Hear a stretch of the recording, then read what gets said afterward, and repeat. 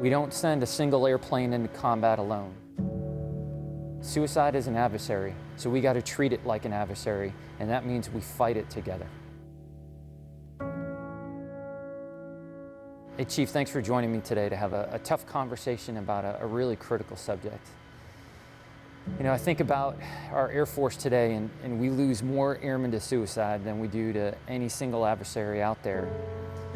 And after 22 years in the Air Force, I realized just there's no single answer. There's no single tool out there that can help prevent this.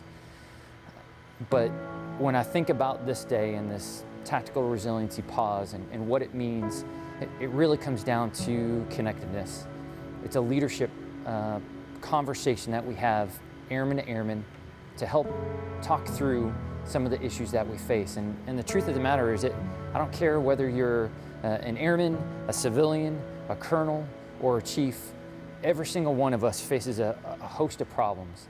Whether it's family, it's money, relationships, work-related stress, you name it, every single one of us goes through something like that at some point in our lives.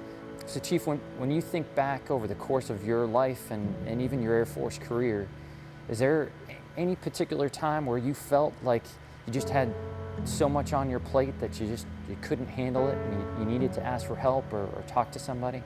Yeah, there's definitely one that sticks out to me. It was based on relationships, and I found a lot of airmen today have troubles with this area.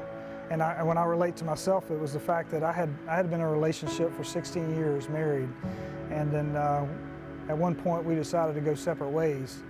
And for a long time, as a leader in the organization, I did not want that to be bared on other folks. I wanted to take that and kind of keep it to myself, and I didn't want other people thinking that I couldn't help them with their issues or their challenges they were going through when I was going through my own struggles myself. And I remember it being so overwhelming at night. It's quiet, no one's at home. You start to have these thoughts going through your head, and you just get in this downward negative spiral. And it was one person at work realized that I wasn't quite the person I usually was.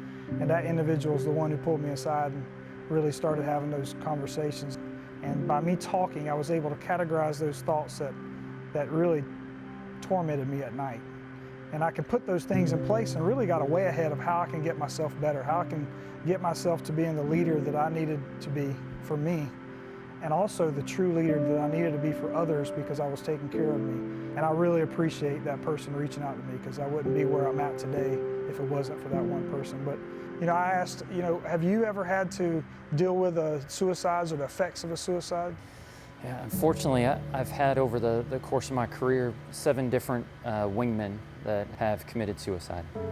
And you watch the organization go through all the different stages from grief for the loss of a wingman, grief for the families, to frustration, wondering why that person just didn't have a conversation and come and ask for help and take advantage of all the resources that we have out there, to guilt, wondering if there was something that you could have done differently, that maybe there was a conversation that you could have had that maybe would have made the difference. And every single time you go through those internal battles and you see what it does to the airmen around you, and you see what it does to your mission capability, and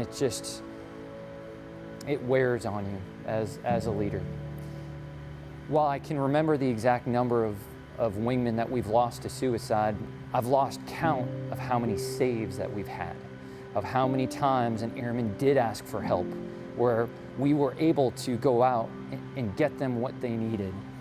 How many times an airman had a conversation with a wingman and they realized, kind of like your case, something wasn't quite right. And so they kept asking questions, they kept pressing, and they got that airman the help they need. So while every loss is an impact to the organization, I still absolutely have hope, because I know we as wingmen will do everything we can to save a fellow wingman.